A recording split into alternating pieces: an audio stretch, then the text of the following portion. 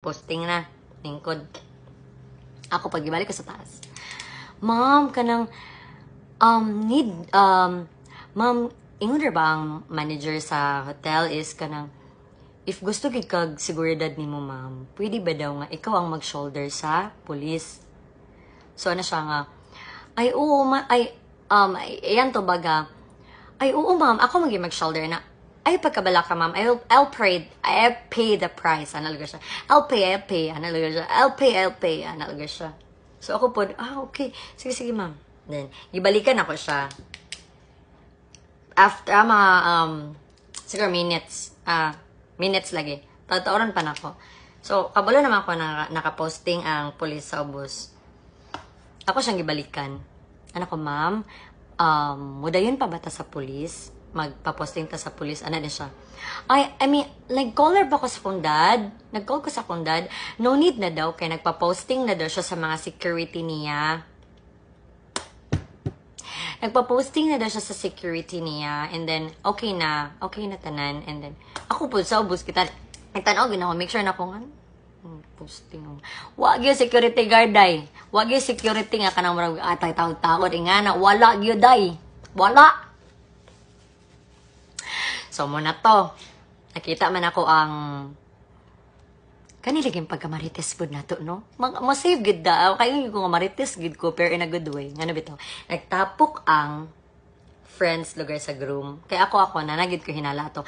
Kaming tanan na may hinala nga dili nagid ni maayo. Kaya every time mapangutanon siya sa payment, sige ran siya gingon nga wala. Si dad. Can you contact my dad? And then guys, ang pinakadilulo, ingon siya nga, can you contact my dad? Like, can you call her? Can you call him? So, kami po, sige ma'am, pangatag number. Totoo na po. Hindi siya matag number. Totoo na po. I am sorry. Pwede sa messenger na lang ninyo yung message. Can you get that? Nag-deactivate daw siya sa messenger, guys, ha? Can you get na lang the messenger of my dad? So, giko, lugar siya, guys. Kabalapit ako, guys. Kami sa makeup artist, even ang makeup artist, nakabantay na nga, kato iyang dad. Siya raman di ay to. Katong gatchat-chatan sa mga organizer. Gatawagan, dili gatubag. Siya raman di ay to. Iya raman di itong account. Siya ra to, guys. Nakaingin ko. Oh my gosh. So, sa wala pa na. So, nag-imbestigar lugar ko nung high ko. Pero, before, nagignan ako ang, kay nakasense naman ko nga, dili nagigid maayo ang tanan. So, nagduulan akong organizer nga, sir, dili na ni maayo. Kanang, magpapirma na ta. Ang contract na pirmahan na, may gani kay, uptake po niya mga organizer. So, nagpa-print lugar ko. So, anak siya, i-print sa Nivan B, kay papirma din niya sa iya. Ako, di ba ako madlok maingana, guys. Baga, bayatag na so, ginaog lugar ko. Nagpa-print gid ko. Pa-print gid ko, guys. So, paprint ko na contract.